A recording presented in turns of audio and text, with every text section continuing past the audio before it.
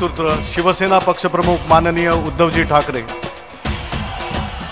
माननीय गोपीनाथजी, माननीय रामदासजी,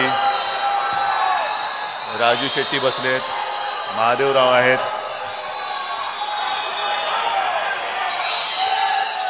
आणि जमलेल्या माझ्या तमाम हिंदू बांधवांनो, भगिनींनो आणि मातांनो, आजचं हे आपलं महायुतीच्या पदाधिकाऱ्यांचं शिबिर आहे आणि मला खात्री आहे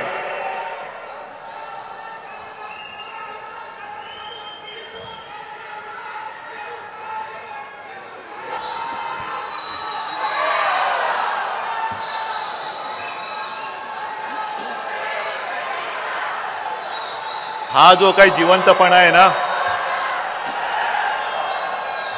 तो त्या मध्यंतरी कोण बोलला, तो मुर्दाड नवाब मलिक, त्याला म्हणे येऊन बघ, याला म्हणतात जिवंतपणा.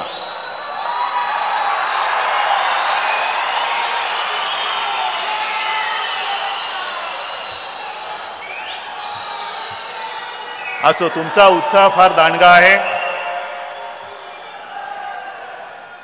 आणि आजची आपली काही जाहीर सभा नाही. खरं म्हणजे विनय सहस्त्रबुद्धे, त्यांचं कामासाठी ते पुढे गेले, त्यांचा सत्कार मला करायचा होता. अत्यंत चांगलं मार्गदर्शन त्यांनी आपल्याला सर्वांना केलेलं आहे. ही आपली उद्याची निवडणुकीचं युद्ध जिंकणारी फौज आहे, हे सैन्य आहे आणि एवढं जिवंत सैन्य, एवढे मर्द सैनिक, अर्थात महिलांची सुद्धा मी गणना सैनिकांमध्येच करतो कारण या रणरागिणी आहेत. गोपीनाथजी, ही सगळी आपली फौज ही भाड्याची फौज नाहीये. हे भाडोत्री लोक तिकडे असतात. सभा असली की भाडं देऊन लोक आणावी लागतात. इकडे भाडे देऊन लोक आणावी लागत नाही. तिकडे आपणहून येतात, स्वतःहून येतात.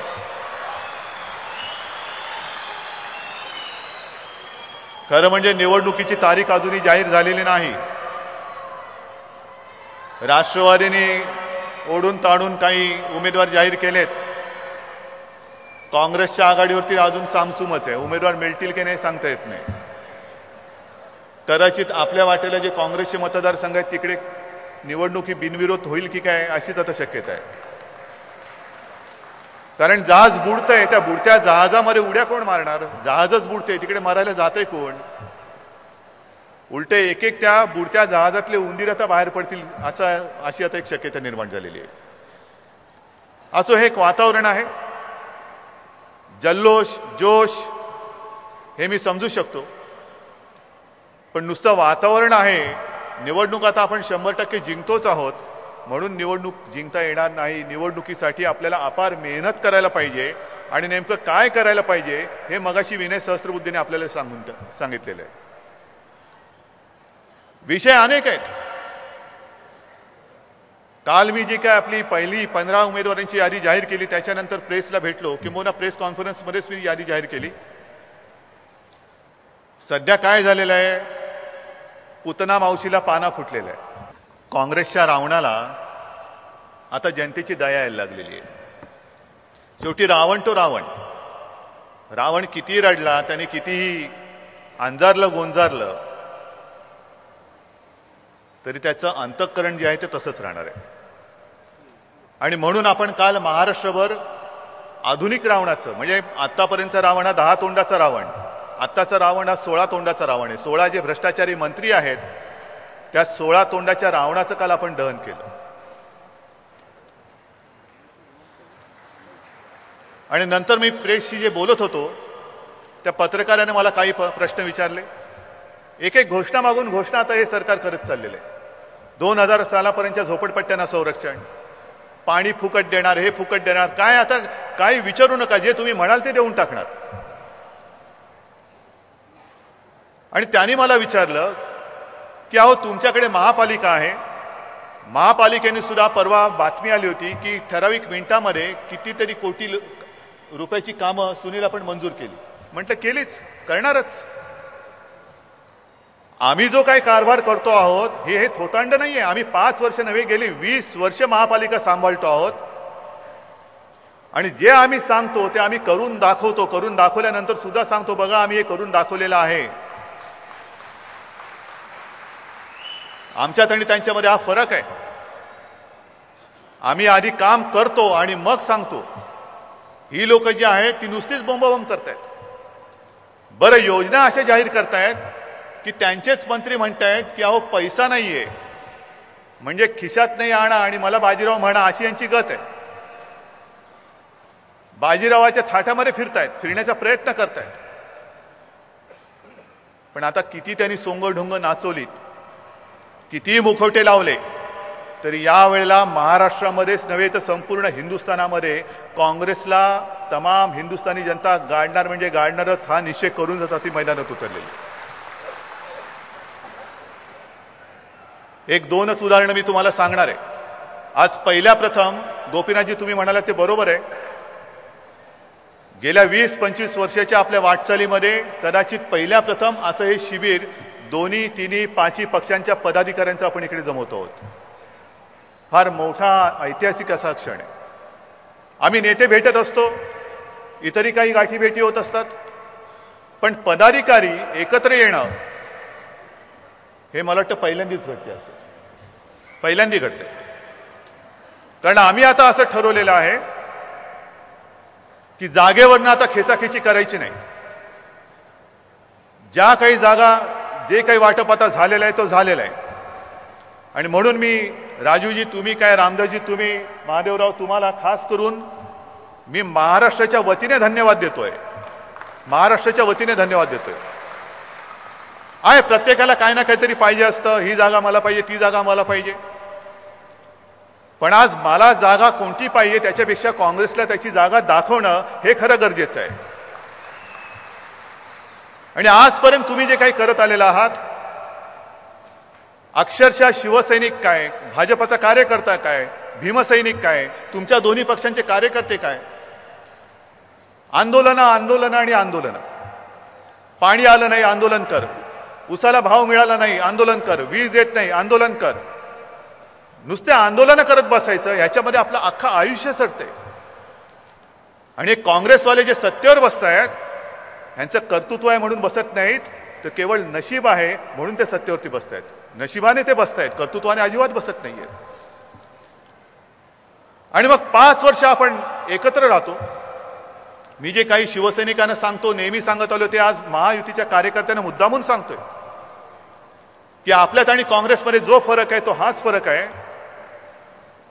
की आपण जीवाभावाचे सैनिक, मग कार्यकर्ते तुम्ही कोणत्याही पक्षाचे असा, आंदोलनामध्ये आपण हिरारीने भाग घेतो. लाठ्या काठ्या गोळ्या केसेस सगळं काही अंगावरती घेतो.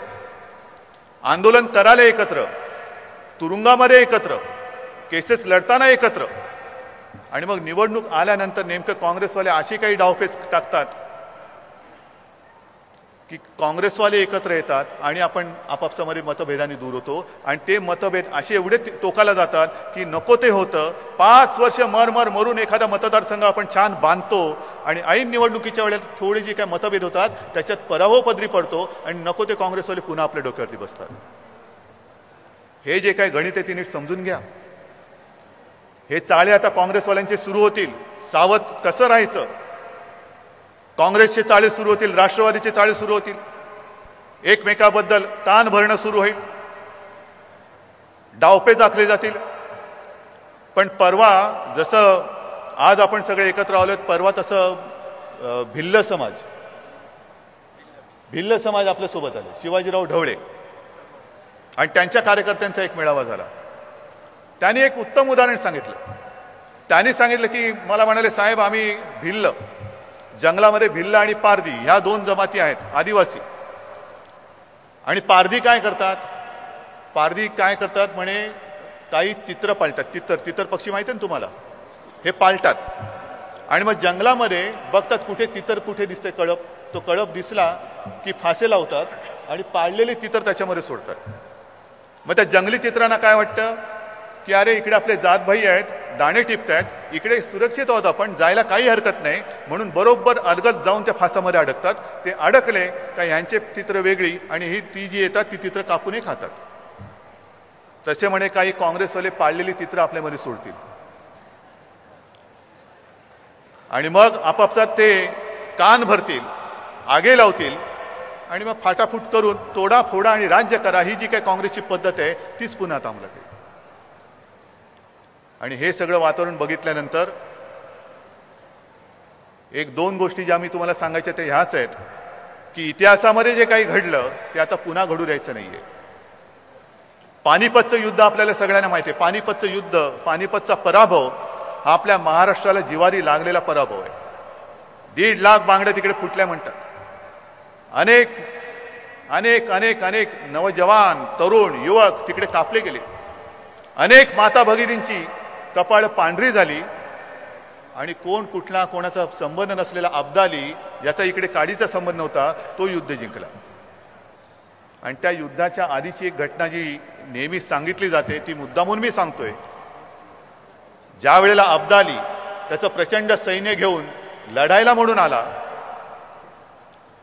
दूरवरून कुठून तरी तो मराठ्यांचं सैन्य बघत होता. अथांग पसरलेल्या सागरासारखं मराठ्यांचं सैन्य होतं, अथांग पसरलेलं सागर. आणि जे काही अब्दालीचे खबरे होते त्या अब्दालीला सांगत होते की उद्याचं युद्ध हे कठीण आहे, आपण जिंकू शकत नाही. तुला का नाही जिंकणार? तुला एक तर हे मराठी आहेत, लढवय्ये आहेत, ह्यांचा प्रदेश आहे, आपल्याला या प्रदेशाची माहिती नाही. हे पहाडी लोक आहेत, दऱ्याखोऱ्यात राहणारे, जंगलामध्ये राहणारे हे काटक लोक आहेत. अमाप असं मनुष्यबळ त्यांच्याकडे आहे आणि त्यांच्या तयारीत आपली काहीच तयारी नाही. आपलं सैन्य जरी किती मोठं असलं तरी ह्यांची तयारी फार मोठी आहे. तिन्ही सांज झाली होती, अब्दाली बघत होता आणि पाहता पाहता त्याने एका त्या खबऱ्याला सांगितलं, थांब जरा, 1 मिनिट थांब. त्यांनी बघितलं आणि एकच प्रश्न विचारला की हे सगळं तुम्ही मला सांगताय बरोबर आहे, पण या अथांग पसरलेल्या सैन्यामध्ये मध्ये मध्ये ज्या धुराच्या रेषा दिसतात त्या काय आहे? ते काय प्रकरण आहे? धूर कसले येत आहेत? आणि त्या खबऱ्याने सांगितलं की काय आहे त्याचं, की हे जे मराठी आहेत यांच्या जातीपाती खूप आहेत. ही लोक जातीपाती मानणारी आहेत आणि ही लोक एकत्र जेवत नाहीत, त्यांचे स्वयंपाक, यांच्या चुलिया वेगळ्या आहेत. हे ऐकल्यानंतर अब्दाली बोलला, बस उद्याचं युद्ध आपण जिंकलं. ते म्हणाले, कसं काय शक्य आहे, कसं जिंकू शकतो युद्ध? अब्दाली एकच बोलला, अरे जी माणसं जेवायला एकत्र येत नाहीत ती मरायला आणि लढायला कशी काय एकत्र येणार? हे जे काय आहे तोडा फोडा आणि राज्य करा, हे तिथपासून आजपर्यंत हे त्यांनी त्यावेळेला अवलंबलेलं धोरण आज काँग्रेसवाल्यांनी अवलंबलेलं आहे. आणि हा इतिहास, हा अनुभव गाडून टाकायचाच या निश्चयाने आज आम्ही 5 पांडव म्हणा, पंचमहाभूत म्हणा, आज आपण एकत्र आलेलो आहोत. काय वाटेल ते होऊ दे, आता गैरसमज होऊ देणार नाही, मतभेद होऊ देणार नाही. याचं कारण आज जर का आपण काँग्रेस राष्ट्रवादीला गाडलं नाही तर इतिहासामध्ये आपली नोंद कपाळ करंटे म्हणून होईल की अरे यांना संधी होती, उद्याचा महाराष्ट्र, उद्याचा हा हिंदुस्थान हा आपल्याला दोष देईल की अरे यांना संधी असताना सुद्धा यांनी सत्ता प्राप्त केली नाही, सत्ता हस्तगत केली नाही. आजचे गुन्हेगार हे आहेत म्हणून आपल्याकडे बोट दाखवलं जाईल आणि हे गुन्हेगार आपण होऊ शकत नाही, होणार नाही.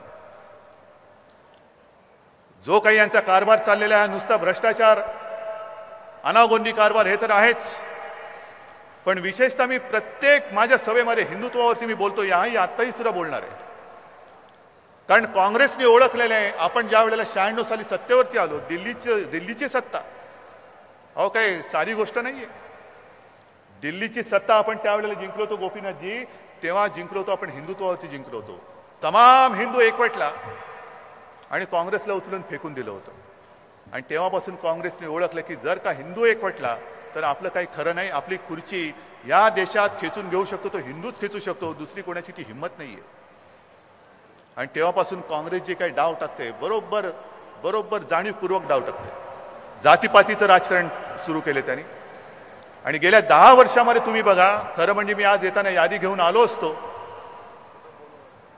पण आपल्या हिंदू धर्मातली जी कोणी संत असतील, महात्मे असतील, त्यांच्यावरती खोट्या केसेस टाकून त्यांना बदनाम करून टाकायचं. हिंदूंची एक श्रद्धास्थानं आहेत, मग ते प्रवचन करणारे असतील, आणखीन कोणी करणारे असतील, त्यांना बरोबर बदनाम करायचं, तुरुंगात टाकायचं, त्यांची बदनामी पूर्ण करून टाकायची, त्यांचं महत्त्व खतम करायचं. एकदा त्यांचं महत्त्व खतम झालं तर त्यांच्याकडे जमलेला जो काही त्यांचा भक्तवर्ग असेल तो विस्कळीत झाला की आपले फासे टाक. आणि मी माझ्याकडे नावं आहेत. काही कारण नसताना गुन्हे दाखल केले गेलेले आहेत, केसेस चाललेले आहेत. 2, 3, 5 वर्षानंतर निर्दोष सुटका झालेली आहे, पण तोपर्यंत त्यांचं महत्त्व हे पूर्ण संपून टाकलेलं आहे. आणि मग आपल्याला विचार करायचा आहे, रामदासजी तुम्ही आमच्या सोबत आलेला आहात, तुम्हाला सगळ्यांना माहिती आहे आमचं हिंदुत्व कसं आहे. मी अनेकदा सांगितलेलं आहे, शिवसेना प्रमुखांनी सांगितलेलं आहे, आमचं हिंदुत्व हे मुसलमानांचं द्वेष करणारं किंवा दुसऱ्या कोणत्याही धर्माचा द्वेष करणारं नाही, अजिबात नाही आहे. तर आमचं हिंदुत्व हे राष्ट्रीयत्व आहे आणि हे राष्ट्रीयत्व आम्ही काही सोडणार नाही. हे आमचं हिंदुत्व आहे. पण जर का काँग्रेसच्या हातामध्ये पुन्हा या देशाची सूत्र गेली तर आपण विचार केला पाहिजे की आपणच नव्हे तर सगळ्यांच्या पुढच्या पिढ्या या देशात कशा काय राहतील. ज्या वेळेला नरेंद्र मोदींचं नाव आपण घोषित केलं तेव्हा नरेंद्र मोदींचं नाव घोषित केल्यानंतर आगडोम उसळल्यासारखं यांनी टीकेचा काहूर उठवलं.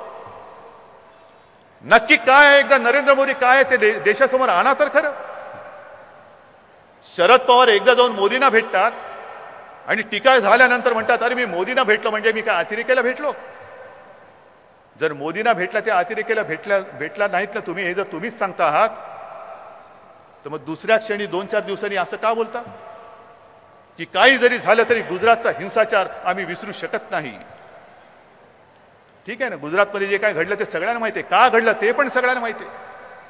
आधी गोध्रा घडलं, त्याच्यानंतर अहमदाबाद घडलं, आधी क्रिया त्याच्यानंतर प्रतिक्रिया घडलेली आहे. पण ते हत्याकांड तुम्ही विसरणार नसाल तर काँग्रेसवाल्यांनी दिल्लीमध्ये केलेलं शिखांचं हत्याकांड ते तुम्ही का विसरता. का ते लोकांच्या समोर आणत नाही की आम्ही काँग्रेसच्या हातामध्ये सत्ता द्यायची म्हणजे पुन्हा एकदा त्यांच्या हाताला जे काय रक्त लागलेलं आहे, शीख माता भगिनींचं आणि बांधवांचं रक्त लागलेलं आहे, त्या रक्ताळलेल्या हातामध्ये सत्ता देणे आहे. का नाही बोलत. स्वतः शरद पवार मुख्यमंत्री असताना नागपूरला काय घडलं होतं. आज जसे तुम्ही सोबत आलेला आहात, आरपीआय आमच्या सोबत आहेत, जानकर आलेले आहेत, धनगर समाजाचे डॉक्टर महात्मे इकडे आलेले आहेत, राजू शेट्टी शेतकऱ्यांचं प्रतिनिधित्व करणारे नेते आपल्या सोबत आलेले आहेत. तसंच त्यावेळेला 94 साली 95 साली शरद पवार मुख्यमंत्री असताना गोवारींचा मोर्चा तिकडे गेला होता. काय हिंसाचार केला हो गोवारींच्या मोर्चाने.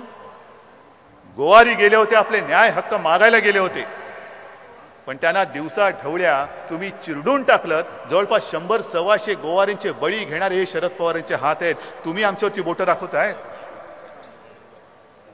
कोणाच्या हात रक्ताने माखलेले नाही. मुलायम सिंगचे हात रक्ताने माखलेले नाहीत. इतर वेळेला मुलायम सिंगचा पाठिंबा तुम्हाला चालतो, पण ह्याच मुलायम सिंगनी कार सेवकांना गोळ्या घालून जे जिवंत होते त्यांच्या पायात धोंडे बांधून शरीर नदीत बुडवणारा हा मुलायम सिंग, ह्याचा पाठिंबा तुम्हाला वेळ प्रसंगी चालतो. त्यांनी केलेल्या हत्याकांड तुम्ही विसरून जाता.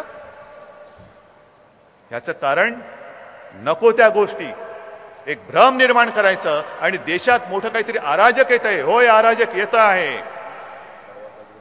आज आम्ही सांगतो की आज बऱ्याच वर्षानंतर आम्ही युती म्हणून मजबूत झालेलो आहोत आणि पंतप्रधान पदासाठी आम्ही नरेंद्र मोदींचं नाव एक मुखाने एक मताने आम्ही लोकांसमोर दिलेलं आहे. आणि मग आम्हाला प्रश्न विचारला जातो की का हो मोदींचं सरकार येईल का. म्हटलं ठीक आहे, विचार करा, नाही येणार. दुसरं कोणाचं सरकार येईल आहे. काँग्रेसकडे चेहरा आहे. जर का आपलं सरकार आलं नाही, सरकार तर येणारच, पण संशयाची पिलं, संशयाच्या पाली ज्यांच्या मनामध्ये आहेत त्यांना मी विचारतोय की समजा जर का हे आमचं युतीचं सरकार आलं नाही तर देशाची हालत काय होईल ह्याचा जरा तरी विचार तुम्ही करू शकता.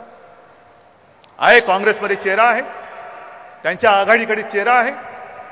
एक तरी मला चेहरा दाखवा की जो या देशाचं नेतृत्व समर्थपणे करू शकेल असं आघाडीमधलं एक तरी नाव मला दाखवा. मी माझं मत त्याला द्यायला तयार आहे. माझं मत त्याला द्यायला तयार आहे. पण शेंडा नाही, बुडखा नाही, काही नाही, नुसतं आघाडी आघाडी आघाडी म्हणजे काय. अरे तुझं रंगरूप काय. सर्वधर्म समभाव म्हणजे काय आहे. सर्वधर्म समभाव आम्हाला सुद्धा मान्य आहे, पण तो हिंदूंवरती अन्याय करणारा असेल तर खड्ड्यात गेला तुमचा सर्वधर्म समभाव. असा सर्वधर्म समभाव आम्ही स्वीकारायला तयार नाही, अजिबात नाहीये. माना ना, सगळ्यांना तुम्ही जात पात धर्म कशाला मानता? जे शिवसेना प्रमुखांनी सांगितलेलं आहे की जातीला पोट असतं पण पोटाला जात लावू नका. जे पोट रिकामा असेल ते पोट भरणं हे राज्यकर्त्याचं कर्तव्य आहे. ते पोट भरलं गेलंच पाहिजे. त्याला जात लावू नका, अजिबात लावू नका. याला म्हणतात खरा सर्वधर्म समभाव. नाहीतर मतांच्या लाचारीसाठी निवडणूक आल्यानंतर एक एक धोरणं आणि एक एक आमिष जाहीर करणं याला कारभार म्हणत नाही. आम्ही तो कारभार स्वीकारायला तयार नाहीये. बाकीची हालत तुम्हाला माहिती आहे. काल आणखीन एक जो मला प्रश्न विचारला की नौदलाच्या त्या चीफ, नौदलाचे प्रमुख त्यांनी राजीनामा दिला. का दिला? 2-3 महिन्यामध्ये 2 पाणबुड्यांचे आपले अपघात झाले. 2 पाणबुड्यांचे अपघात. आणि त्याच्यामध्ये आपले सैनिक जे त्या आरमारात असतात ते तिकडे गुदमरून मेले. नौदलाचे जे चीफ आहेत, प्रमुख आहेत, त्यांनी ती जबाबदारी स्वीकारली आणि राजीनामा दिला. मंत्र्याला शरमच नाहीये. मंत्र्याला काही पडलेलीच नाहीये. मंत्री आपला बरा आहे, तो अँटोनी पण बरा आणि चिदंबरम पण बरं आहे. ते काही झालं तरी आपले लुंगी डान्स यांचं सुरूच आहे. लुंगी डान्स सुरू आहे आपलं. काही देशाची वाट लागू दे, वाट लागली तरी चालेल, पण मी आपला बरा, माझी लुंगी कुठे चुरगळता कामा नये. अरे काय लाज वाटली पाहिजे तुम्हाला. नौदलाचा प्रमुख राजीनामा देतो आणि म्हणून मी म्हटलं की नुसता राजीनामा देऊन चालणार नाही. राजीनामा का द्यावा लागला हे सुद्धा लोकांसमोर आलं पाहिजे. गेले अनेक वर्ष पाणबुड्यांची खरेदी झालेली नाहीये. जुन्या गंजलेल्या, बुडवायची वेगळी गरजच नाही, स्वतःहून बुडणाऱ्या पाणबुड्या घेऊन तुम्ही आमच्या देशाचं रक्षण करताय. इकडे बरे तुम्हाला घोटाळे सुचत आहेत, पण पाणबुड्यांची खरेदी गेली किमान 10 वर्ष झालेली नाहीये. जिथे काही खरेदी केली, त्या हेलिकॉप्टरची खरेदी केली, त्या हेलिकॉप्टरच्या खरेदीमध्ये घोटाळा. मध्यंतरी इकडे गाजला होता तो बुलेट प्रूफ जॅकेटाचा घोटाळा. कुठे तुम्ही काय घोटाळा केला नाही तेवढंच फक्त आता शोधणं बाकी राहिलेलं आहे. आणि म्हणूनही आपण आज जी पुस्तिका जी प्रकाशित केली, घोटाळ्यांची पुस्तिका, ही मला वाटतं प्रत्येकाच्या हातामध्ये असली पाहिजे की हे घोटाळे तुम्ही जाल ना, घरोघरी जाल ना, लोकांना सांगा हे सरकार तुम्हाला चालेल का. जा, अगदी काँग्रेसवाल्याच्या सुद्धा घरी जा. पूर्वीची काँग्रेस आणि आताची काँग्रेस, ही पूर्वीची काँग्रेस शिल्लक राहिले का, जिवंत राहिले का? ही काँग्रेस तर संपली.